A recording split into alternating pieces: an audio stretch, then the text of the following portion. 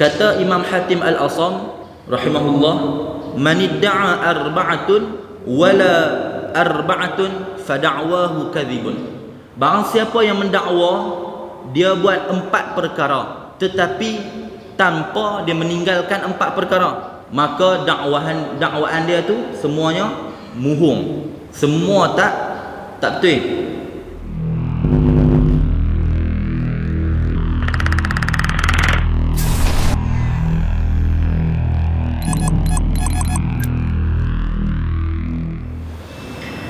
Bismillahirrahmanirrahim. Alhamdulillahi rabbil alamin. Wassalatu wassalamu ala asyrafil anbiya'i wal mursalin wa ala alihi wa sahbihi ajma'in. Rabbi shrah li sadri wa yassir li amri wahlul 'uqdatam min lisani yafqahu qawli. Wala hawla wala quwwata illa billahil 'aliyyil 'azim. Assalamualaikum warahmatullahi ta'ala wabarakatuh. Alhamdulillah, insyaAllah hari ini ana menggantikan ayahanda Ustaz Hafiz. Dia kirim salam semua lah, kirim salam dekat semua. Ada program di SIP, jadi dia minta ganti ni nak baca kitab tak badan. Jadi insya-Allah hari ni kita nak semang-semang lah apa hak boleh semang. Insya-Allah hari ni nak main nombor 4 sahaja. Nak main nombor 4. Sebab orang lelaki ni kebanyakannya dia suka nombor 4. Banyak lah kan. Sunnah Nabi pun poligami 4. Tapi hak tu kita tak ambil lagi lah.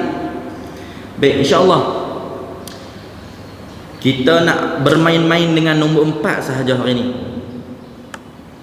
Dalam kitab Nasaihul Ibad, dia ada banyak bab. Jadi dia ana ambil beberapa bab sahaja dari Nasaihul Ibad tu.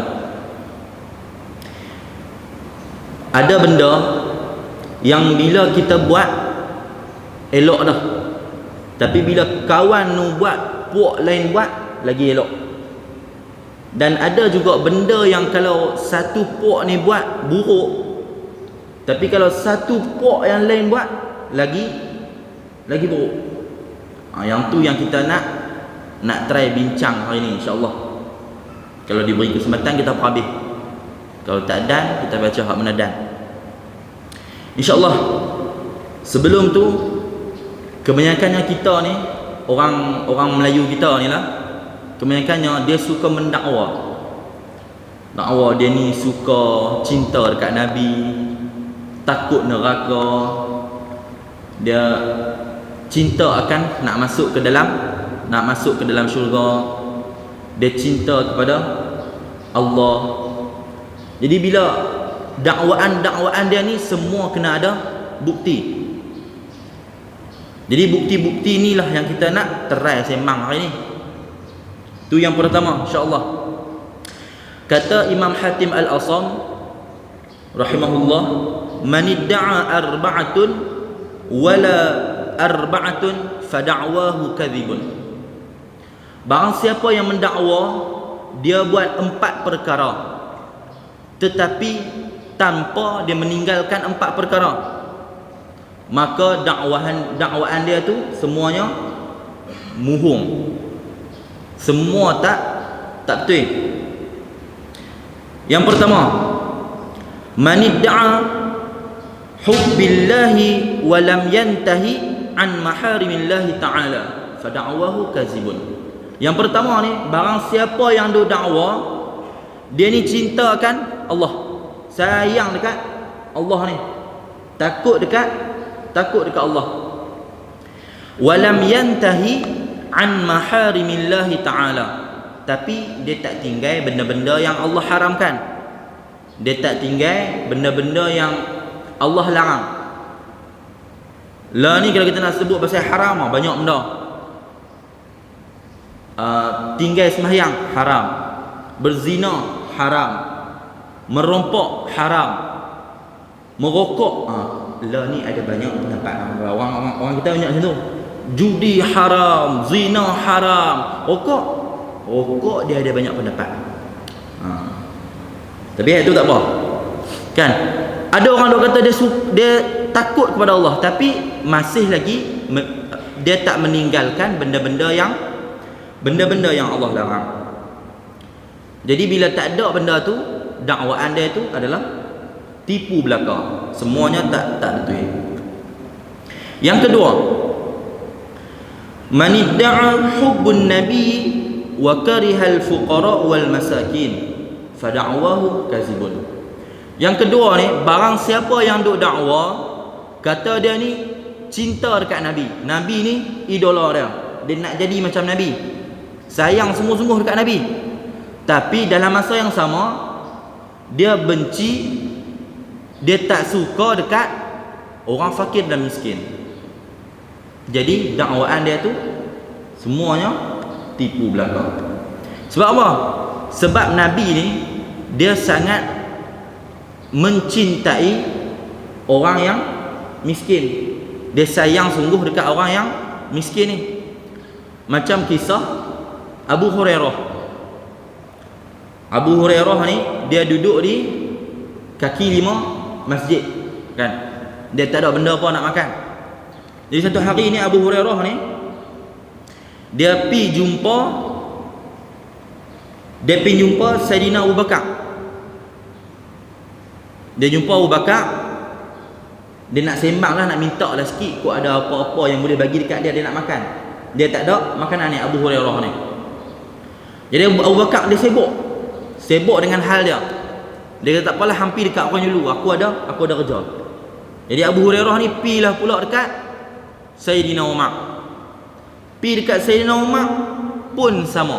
Sayyidina Umar sibuk dengan kerja dia tu. Jadi tak apalah, Abu Hurairah ni pun pilah dulu balik dekat kaki 5 masjid tu. Duk sandak kat dinding tu, tiba-tiba Nabi SAW keluar. Dia kata, Abu Hurairah, aku ada satu sebekah susu lah. Bekah sana tak tahulah, kolej ke, cawan ke, piring ke, tak tahu nak lah, wallahu alam lah. Tapi diriwayatkan sebekah lah. Sebekah ni aku ada sebekah susu, mai kita minum. Kita hak tengah lapar ni, kalau orang offer makanan seronok tak sengah. Jadi Abu Hurairah ni pun mangkit lah nak pergi dekat Nabi tu. Dalam dia duduk berjalan nak pergi kat Nabi tu, Nabi kata ni, pergi panggil lagi sahabat-sahabat kita yang lain, mai kita minum sama-sama. Allah, Abu Hurairah kata, nampak bekah tak besar mana pun. Kita dah lah tengah lapar. Ada susu banyak ni, dia nak panggil orang lain pula. Cukup tak cukup ni? Tak apalah, sebab arahan Nabi dia patuh. Dia pun pergilah panggil ramai-ramai lah, duduk di dalam kawasan dekat Nabi tu, minum seorang-seorang. Abu Hurairah ni duduk tunggu dah, terlayak orang ni, bekah tak besar mana. Nabi bagi orang lain dulu minum. Sampai dekat dia minum satu teguk, dia berhenti. Nabi kata, ya Abu Hurairah, minum lagi. Dia pun minum lagi. Minum teguk yang kedua, dia berhenti.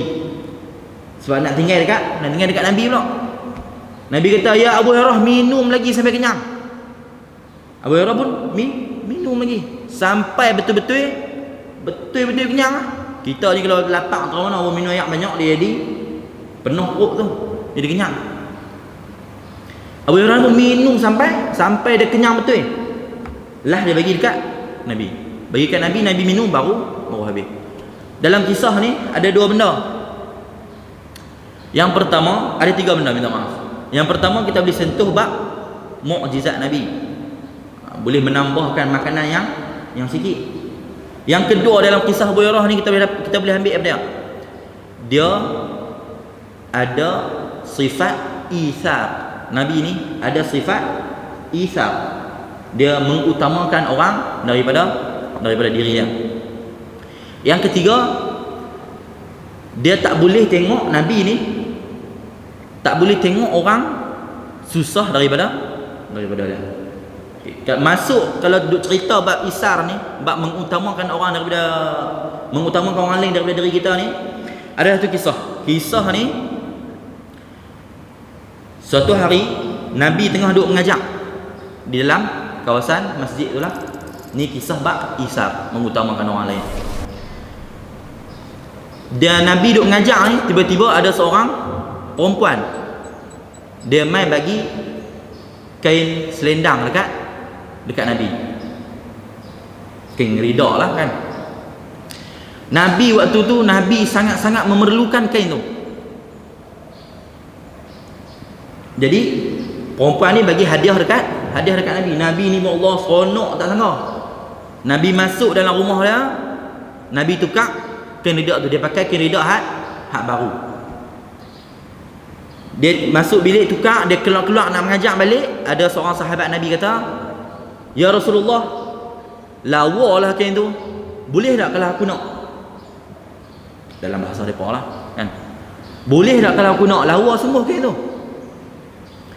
Nabi ni, sebab Nabi ni ada sifat isar, dia mengutamakan orang lain daripada dia.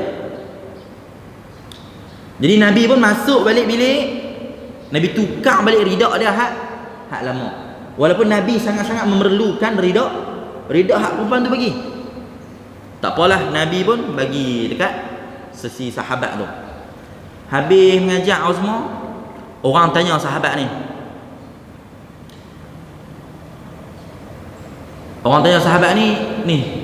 Hang tahu tak Nabi ni dia memang memerlukan kain tu, hang minta.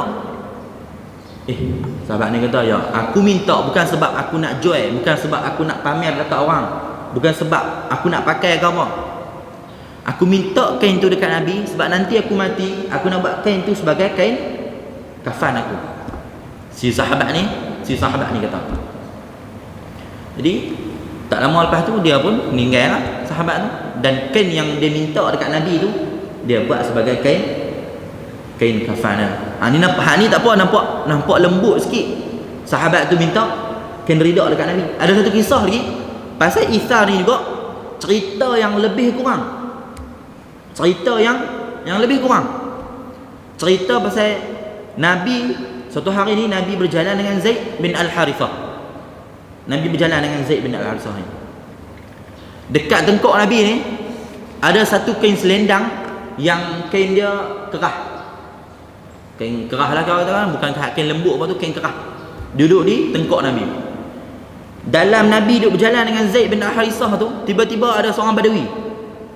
Badawi ni orang hulu kampung lah. Memang mereka ni jenis kasar. Dia mai dekat Nabi tu, dia terus rentak selendang. Nabi. Dia minta lah, "Nabi, aku nak kain ni boleh tak?" Sak, rentak. Geng Badawi tak payahlah, geng Badawi ni jenis kasar. Merah habis ni. Leher Nabi ni merah habis. Sebab kain rida tu kain yang kasar. Dengan pula Badawi tu rentak, rak tarik tu, merah habis tengkok Nabi.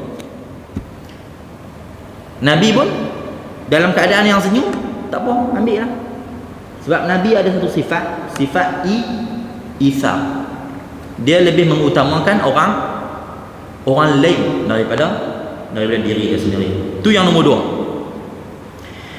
Yang nombor 3, man idda'a hubbul jannah wa lam yatasaddaq fa da'wahu kadhibun. Yang ketiga ni, dia ni duk kata apa, nak masuk syurga. Man idda'a hubbul jannah wa lam yatasaddaq. Barang siapa yang duk dakwa dia ni nak masuk ke dalam syurga, tapi dalam masa yang sama dia tak bersedekah, fada'wahu kadhibun, maka dakwaan dia itu semua bohong belaka. Nak masuk ke dalam syurga ni bukan semata-mata sedekah, ada banyak benda. Tapi ni salah satu yang kita boleh ambil, sedekah. Benda yang simple. Setiap kali hari Jumaat, lepas malam Jumaat tabung lalu. Setiap kali tabung lalu kita terlelap. Setiap kali tabung lalu kita terlelap. Hak sebelum tu jaga elok. Hak tu tak apa lagi, ni hak mai tabung senyum. Sebab senyum tu sedekah. Tabung je, tabung lalu mai. Tolak. Betul lah kan? Tapi sekurang-kurangnya kita bubuh lah. Tak boleh buh RM1, buh RM10. Tak boleh buh sikit, buh banyak. Baik. Tu yang nombor 3. Yang nombor 4. Man idda'a khawfun nar wa lam yantahi 'anil dhunub fada'wahu kadhibun. Barang siapa yang duk dakwa takut akan neraka. Duk kata lah, ish aku takutlah nak masuk neraka. Neraka ni macam ni, takutlah, pedih ni sesaat dia. Walam yantahi 'anil dhunub. Tapi dia tak pernah tinggal dosa-dosa dia. Dia tak pernah tinggal dari berbuat dosa. Tak kira lah dosa kecil ke, dosa besar ke. Maka dakwaan dia tu semua bohong belakang. Kita nak mudah, lepas buat dosa terus istighfar. Lepas buat dosa terus istighfar. Ni bukan galakan untuk kita buat dosa. Maksud kita apa? Buat dosa terus istighfar. Buat dosa terus istighfar. Jom kita pergi merompak lu. Kita pergi lah rompak mana-mana, share tu kah? Pergi rompak, keluar-keluar tu pegang duit. Astaghfirullahalazim. Tak kena juga. Kan? Dia bukan istighfar ni jalan mudah untuk kita keluar dari dosa tu. Dah kita merompak kawan tu, kita istighfar, tak jadi lagi. Tu kita dengan Tuhan. Kita dengan manusia tak lepas lagi. Nak lepas dengan manusia macam mana? Bagi balik barang dia, minta maaf dekat dia. Baru selesai. Ada satu lagi anda baru teringat. Bab isar tadi. Orang kita ni selalu dia, kebanyakannya kita lebih mengutamakan orang lain. Tapi ada isar yang boleh dan ada isar yang tak boleh. Sebelum terlupa, isar dalam hablum minan nas ni sangat-sangatlah dibolehkan. Hablum minan nas ni antara kita manusia ni. Kita nak beratok beli makanan dulu, tak apalah, nampak orang tua, okey bagi dulu. Hak yang muda ni, nampak ada pakcik dengan kita, tak apa pakcik main beratok depan dulu. Kita nak bayar cashier apa, barang pakcik ni banyak, bagi dia letak dulu. Tu isar dalam hablum minan nas. Tu dibolehkan. Tapi kalau al-isar fil ibadah haram. Al-isar fil ibadah ni maksudnya ni dalam kita nak buat ibadah ni lah. Benda tu tak boleh. Nampak soft depan tu kosong, hampir dulu. Aku sekali tak apa. Tu tak boleh. Orang dah azan ni, kalau kita ajak mayang, tak apa, hang mayang dulu. Aku nak utamakan hang mayang dulu. Aku sekali mayang pun tak apa.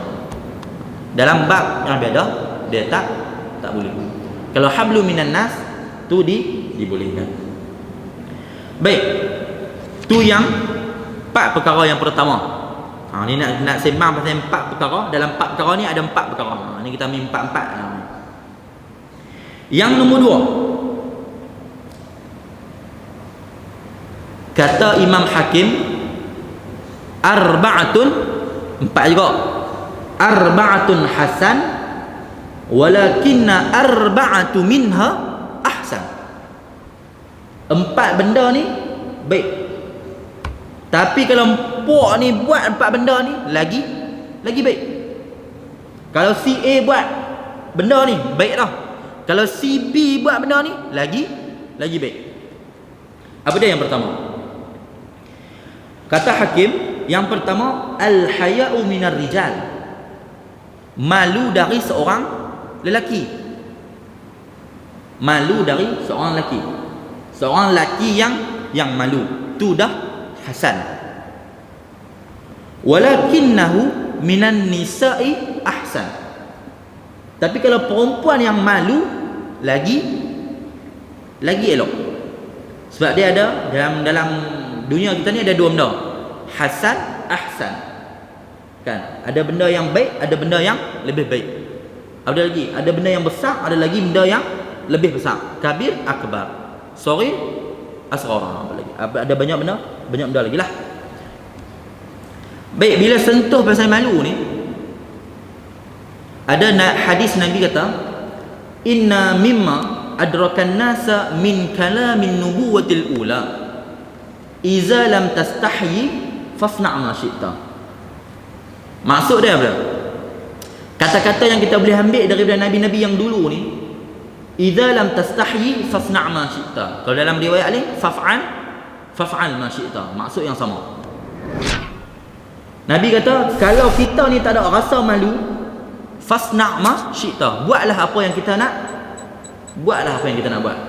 Sebab tu zaman law ni hak orang duk buat benda-benda yang tak patut buat tu, sebab depa tak ada rasa malu. Kan? Yang berpakaian tetapi seperti telanjang, menutup aurat lah ni, tapi tutup aurat yang tak sempurna, tu dia tak ada rasa malu kan? Kalau amal tu kan, tu dia tak ada rasa malu. Nabi dah kata dah, idza lam tastahyi fasna' ma syi'ta. Kalau tak ada rasa malu, buatlah apa kita nak buat. Malu ni juga sebahagian daripada iman. Ada pepatah ni kata, inna likulli din khuluqan wa khuluqul Islam al-haya. Setiap agama dalam dunia ni ada banyak agama, ada banyak pegangan. Setiap agama, inna likulli din khuluqan, dalam setiap agama ada akhlak-akhlak dia. Wa khuluqul Islam al-haya. Tapi akhlak orang Islam adalah malu. Kalau kita nak mudah lagi, orang kata mai lagi dalil tentang malu ni dalam konteks iman. Ada lagi, al-haya'u wal iman qurina jami'an. Malu dengan beriman ni adalah dua benda yang saling melengkapi. Qurina jami'an, dia duduk sekali, dia tak boleh duduk asing-asing. Malu duduk kat kawan ni, beriman duduk kat kawan ni, dia tak boleh, dia kena duduk satu tempat. Qurina jami'an. Fa idza rufi'a ahaduhuma rufi'al akhar. Kalau kita tak ada salah satu, tak ada lah kedua-dua sekali. Tu pasal malu. Kalau orang lelaki ada sifat malu, itu dah baik.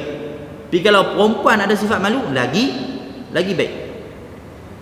Tu yang pertama.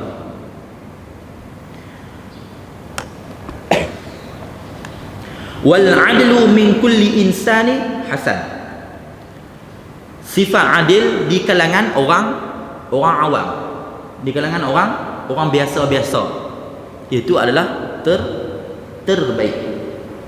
Bila kita ni bersifat adil. Walakinnahu minal qadati wal amra'i ahsan.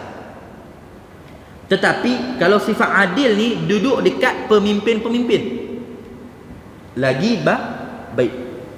Pemimpin yang mudah ni, kita ambil yang mudah, seorang suami dekat ahli keluarga dia. Kita ambil, tak payah ambil ketua-ketua tinggi-tinggi lah, kita ambil dekat kawasan kita. Dalam keluarga dia ada pemimpin dia. Pemimpin dia siapa dia? Seorang ayah, seorang suami. Kalau anak-anak dia berlaku adil, contoh dia, kalau anak-anak dia berlaku adil, tu dah terbaik. Tapi kalau ayah dia yang berlaku adil, lagi baik. Kalau kita ambil konteks, dalam konteks negara kita, rakyat berlaku adil sangat baik. Tapi bila pemimpin di kawasan tu berlaku adil, lagi baik. Kalau orang biasa baik 10, hak nu baik 100, hak nu baik 1000. Nak kata lebih baik tu, ahsan dia, lagi tinggi darjatnya. Tu yang kedua. Kalau sebut bab adil ni, tak lain tak bukan kita akan teringat kisah Khalifah Umar bin Abdul Aziz. Khalifah Umar bin Abdul Aziz. Khalifah Umar bin Abdul Aziz ni khalifah yang sangat adil lah kata. Dia ni sampai habis waktu kerja dia tak berani nak guna lilin kerajaan. Lilin negara dia tak berani nak guna kalau dia nak buat urusan peribadi dia. Sampai dia bagi pilihan dekat isteri dia. Umar bin Abdul Aziz ni, dia panggil isteri dia. Dia kata kat isteri dia, aku nak bagi dua pilihan. Yang pertama, kalau nak harta, nak kemewahan, balik pergi duduk dekat mak ayah hang. Pilihan yang kedua, kalau nak berasa susah, duduklah dengan aku, kata Umar bin Abdul Aziz, sampai tera tu kan. Sampai dekat isteri dia pun dia bagi pilihan, nak mewah-mewah, nak harta banyak, nak kereta besar, nak apa rumah besar, pergi dekat rumah mak ayah hamba. Hak nak duduk dengan kami ni, hak boleh duduk susah bersama. Tu ayat lah ni, susah dan senang bersama, mati bersama. Kan? Itulah kisah Umar bin Abdul Aziz. Kalau sebut pasal adil, akan terlintas kisah Umar bin Abdul Aziz lah, sebab kisah tu paling masyhur. Khalifah Umar bin Abdul Aziz ni, dia yang paling adil. Yang kedua. Yang ketiga, wat-taubatu minasy-syaikh Hasan. Taubat dari seorang orang tua itu dah baik. Syekh dekat sini bukannya syekh alim ulama tu dah. Hak tu pun ya juga. Tapi yang syekh asy-syaikhun ni dimaksud dalam ni adalah orang yang dah berumur ni, orang yang dah tua. Pangkat tok wan, mak ayah saya. Bila depa ni bertaubat, itu dah baik. Walakinnaha minasyabab ahsan. Tetapi kalau sifat taubat ni ada dekat seorang pemuda, tak kira lah pemuda tu lelaki ke, pemuda tu perempuan ke, pemuda tu ada dua-dua ke, lelaki dan perempuan, tak kisah. Yang penting hak tu lagi terbaik. Orang tua yang bertaubat tu dah baik dah. Tapi kalau pemuda yang bertaubat lagi baik. Tu yang ketiga. Yang keempat, wal judi minal aghniyai hasan. Judi ni bukan maksud berjudi. Judi ni maksud pemurah. Wal judi minal aghniyai hasan. Kalau di kalangan orang kaya tu ada sifat pemurah, itu dah baik lah, sangat baik. Walakinnahu minal fuqara'i ahsan. Tetapi kalau dari kalangan orang yang fakir miskin, lagi terbaik. Kalau orang yang miskin ni dia pemurah, tu lagi baik daripada orang kaya yang pemurah. Kita kalau nak sedekah, jangan tunggu ada sesuatu. Bila dah ada, bagi. Ada macam mana kita bagi. Jangan tunggu aku nak sedekah tapi tunggu dalam bank aku ada belakang tu kosong banyak, 1,000, 2,000 ringgit, 100,000, 400,000. Nak tunggu duit banyak tu ada baru aku nak sedekah. Tu tak boleh lah. Jangan tunggu ada banyak. Ada banyak mana kita bagi. Ada dalam dompet RM5, bagi RM5. Dalam bank ada RM10,000, bagi RM10,000 kat masjid, bagi masjid buat bagi elok lagi. Tambah pe ujung tu kan. Itu yang terakhir daripada benda yang kedua. Kebanyakannya orang yang dekat dunia ni dia banyak mengeluh. Kan? Orang yang tak kira lah orang miskin ke, orang kaya ke, dia suka mengeluh. Pasal apalah doa tak termakbul. Aku minta lah doa ni nak dapat harta banyak ni, aku nak sedekah, bila aku ada harta banyak ni aku nak sedekah. Doa, tapi doa kita tak makbul. Ibrahim bin Adham, dia kata, Ibrahim bin Adham ni, dia ni seorang raja. Dia dikenali Al-Balkhi. Ibrahim bin Adham. Sebelum tu nak cerita sikit pasal kisah. Dia ada kisah Ibrahim bin Adham. Ibrahim bin Adham ni ada satu cerita dia. Ibrahim bin Adham ni dia seorang raja yang lalai lah kita kata. Seorang raja yang suka berfoya-foya ni, Ibrahim bin Adham ni. Dia ni kalau dia keluar mana-mana, dia ada pengawal, 40 orang yang kawal dia tu pegang pedang emas. Ibrahim bin Adham ni kalau dia keluar mana-mana, nak pi Shell ke, nak pi pasar ke, ada 40 orang yang duk jaga dia ni, pegang pedang emas. Nak kata kaya tak kaya tu. Satu hari dia tidur. Dia tidur di istana singgah sana dia tu lah. Katil dia diperbuat daripada emas. Dia pakai baju kain sutera. Dua benda yang orang lelaki tak boleh buat. Tak boleh guna emas, tak boleh pakai kain sutera. Satu hari ni Ibrahim bin Adham ni dia duduk tidur. Tiba-tiba dia dengar ada orang duduk berjalan atas istana dia tu.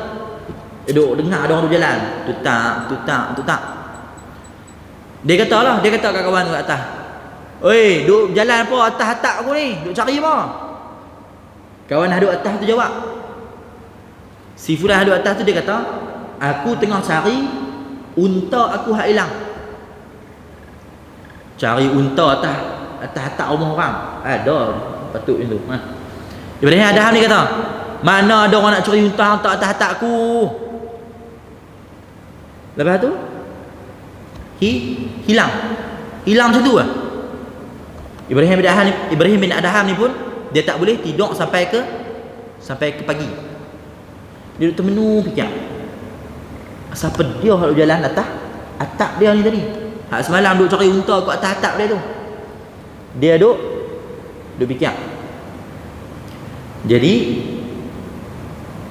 esok pagi ni dia duduk di kursi dia lah, duduk di singgahsana dia lah. Kan raja kan duduk kat kursi dia. Adalah menteri-menteri dia, pegawai-pegawai dia, orang istana dia lah kan. Depa ni pun pakat pelik.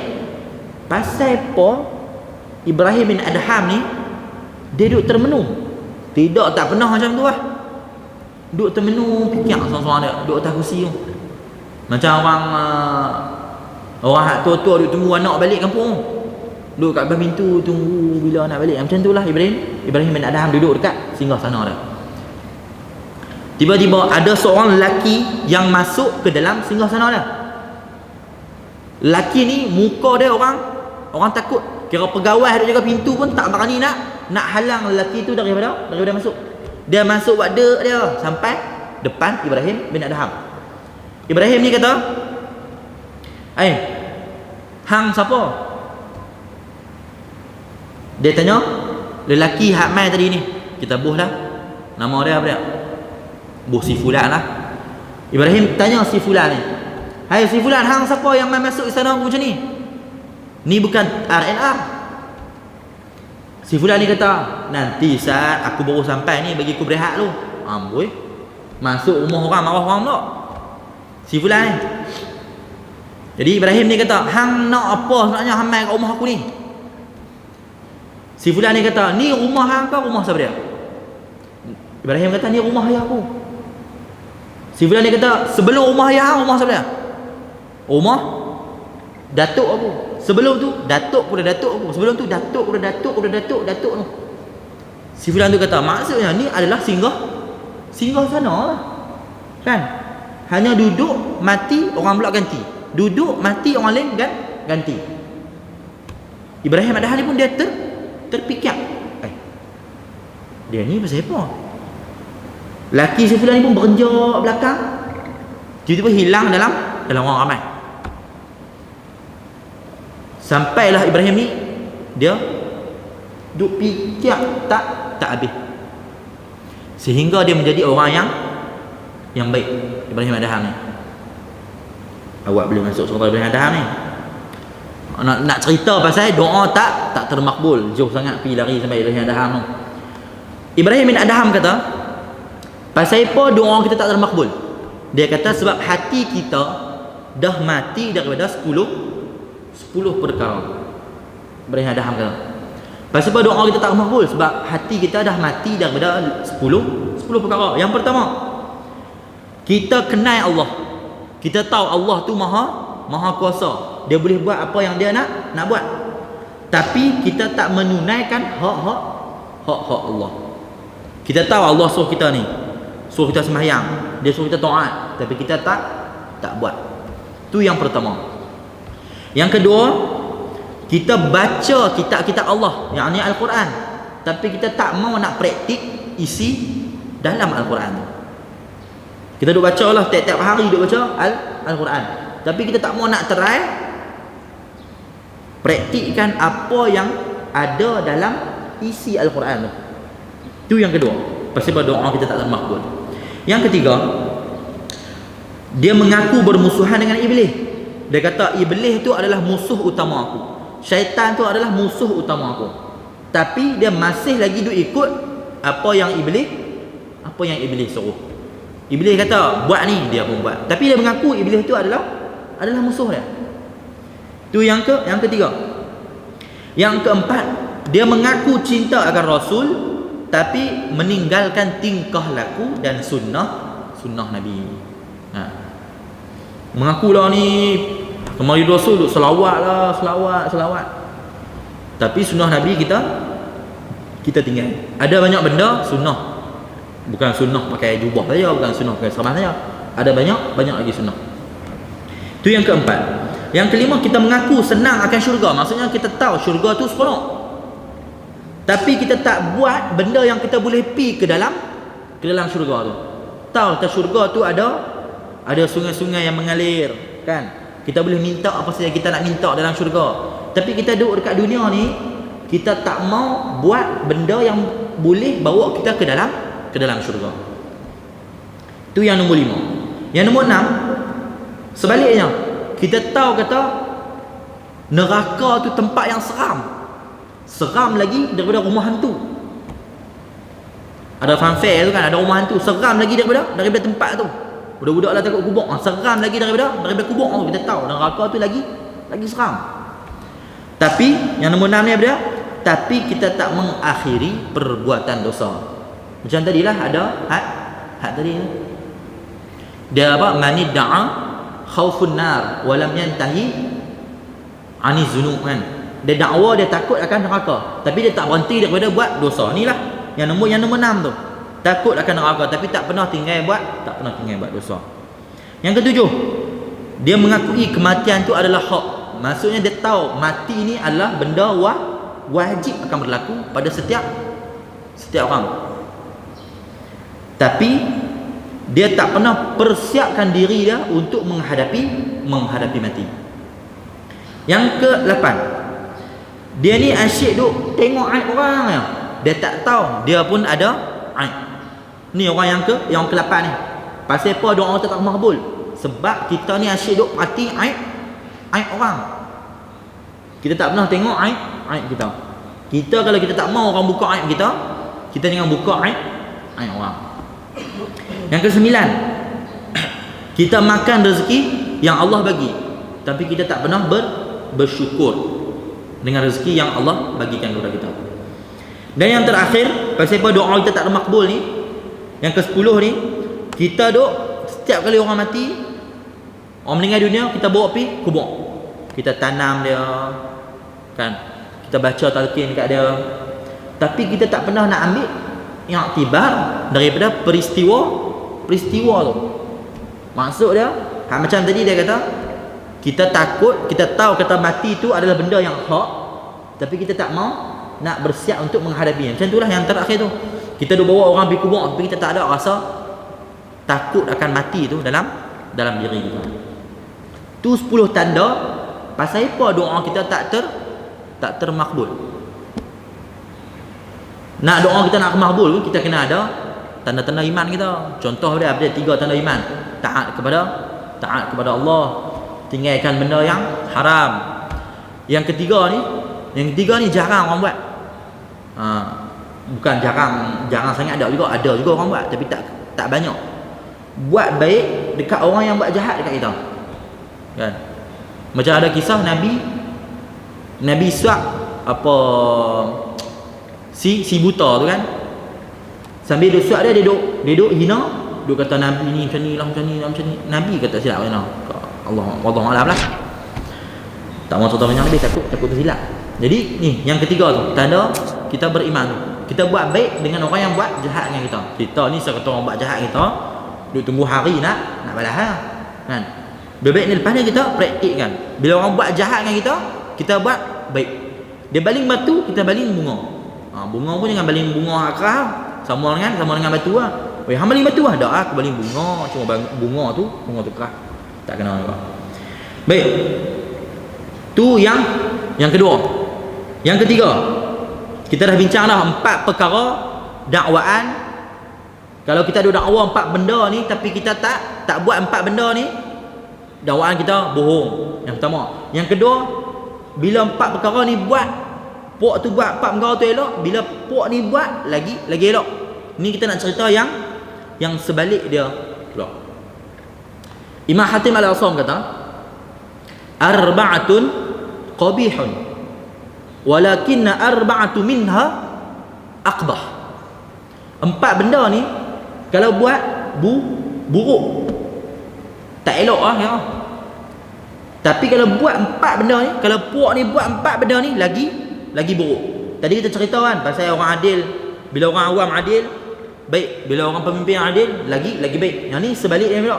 Bila kawan ni buat jahat, bila kawan ni buat lagi buruk, lagi jahat. Yang pertama apa dia? Az-zambu minasyab qabihun.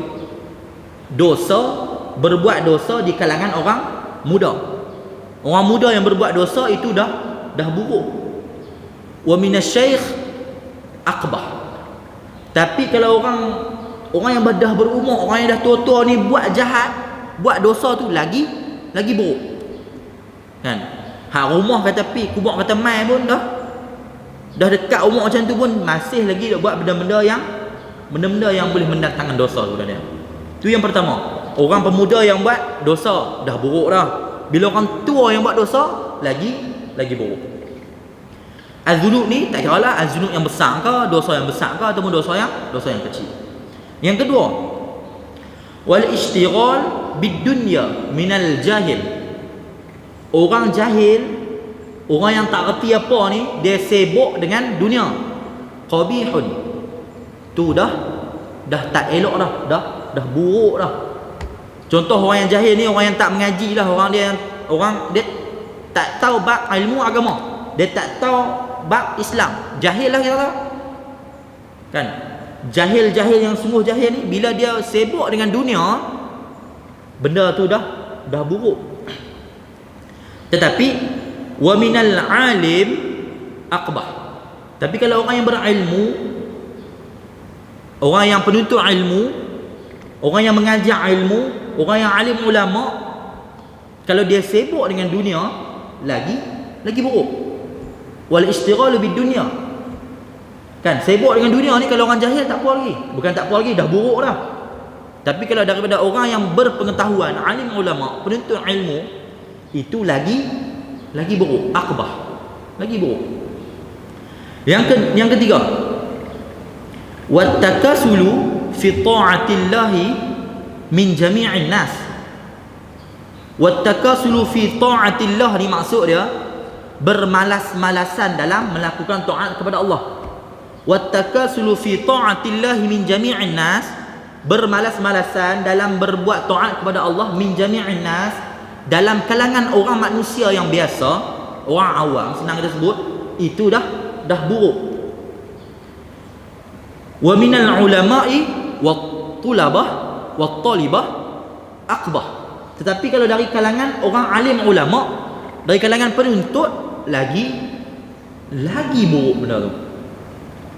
Kalau dari manusia biasa ni, lebih kurang orang kata dia tak apa nak berpengetahuan sangatlah, tapi dia malah dalam berbuat taat kepada Allah, sembahyang, puasa, zakat, apa semua benda tu lah. Dalam taat kepada Allah, bila dia malah, itu dah buruk dah. Orang macam level normal.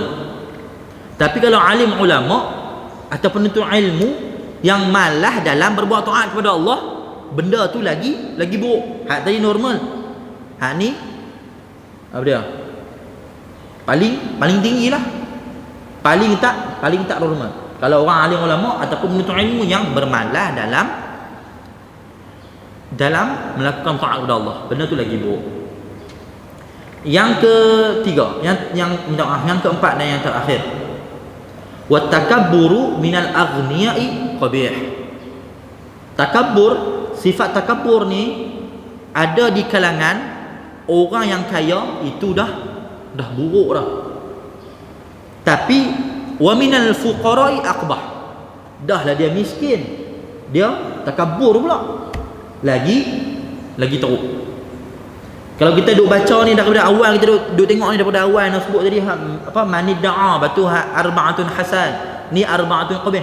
Kalau kita tengok benda tu, semua ni kita rasa, awak lah kalau dekat orang Islam ni lagi teruk kan. Awak dekat orang yang beriman ni lagi teruk. Orang yang tak berapa beriman ni okey. Sebab ada hadis sebut, ad-dunya sijnul mu'min wa jannatul kafir. Dunia ni adalah syurga bagi ad-dunya sijnul mu'min. Minta maaf. Dunia ni adalah penjara bagi orang yang beriman. Wa jannatul kafir, dan syurga bagi orang yang kafir. Sebab tu dekat dunia ni depa boleh buat macam-macam. Kita ni nak minum hak tu tak boleh, nak makan hak ni tak boleh, nak buat benda tu tak boleh, nak tinggal benda ni tak boleh. Depa ikut suka depa lah nak buat apa pun. Semua boleh. Kan? Sebab ad-dunya sijnul mu'min. Dunia ni adalah neraka ataupun dunia ni adalah penjara. Duduk dalam penjara kan tak boleh buat macam-macam. Nak kena ikut peraturan dia. Dunia ni adalah penjara bagi orang yang beriman. Ada benda yang dia boleh buat, ada benda yang dia tak boleh buat, ada benda yang dia boleh makan, ada benda yang dia tak boleh makan. Ada benda yang dia boleh tinggal, ada benda yang dia tak boleh tinggal. Wa jannatul kafir, dan syurga bagi orang yang kafir. Orang yang kufur ni, orang yang tak beriman, yang orang bukan Islam ni, dia adalah syurga. Dia duduk dekat syurga dah lah ni. Tapi bila dekat akhirat nanti benda tu terbalik. Nanti dekat akhirat sijnul kafir wa jannatul mu'min. Dia balik pula. Dekat sana nanti bila kita ni beriman, dekat sana kita dah jadi syurga kita. Depa jadi penjara depa pula sana. Jadi biarlah kita bersusah dahulu dekat dunia ni. Hak susah ni lah, dia bila suatu benda kita buat tak ada cabaran, maksudnya benda tu kita buat dengan tak kena. Contohlah, bila kita buat satu benda, kita berniaga ke apa, tak ada cabaran, kan? Tak ada halangan, tak ada ujian lah, tak ada apa macam segala. Tu maksudnya kita buat benda tu dengan keadaan yang tak berapa nak kena. Maksudnya tu. Bila kita buat satu benda ada cabaran, maksudnya kita buat benda tu dalam keadaan yang kena. Macam dekat dunia ni juga kita nak buat ni tak boleh, nak buat ni tak boleh, nak buat ni tak boleh. Tunggu sat. Benda ni kita boleh buat dekat akhirat nanti. Kita boleh buat dalam syurga nanti. Lah ni fokus kita apa dia? Fokus kita nak balik kampung halaman kita.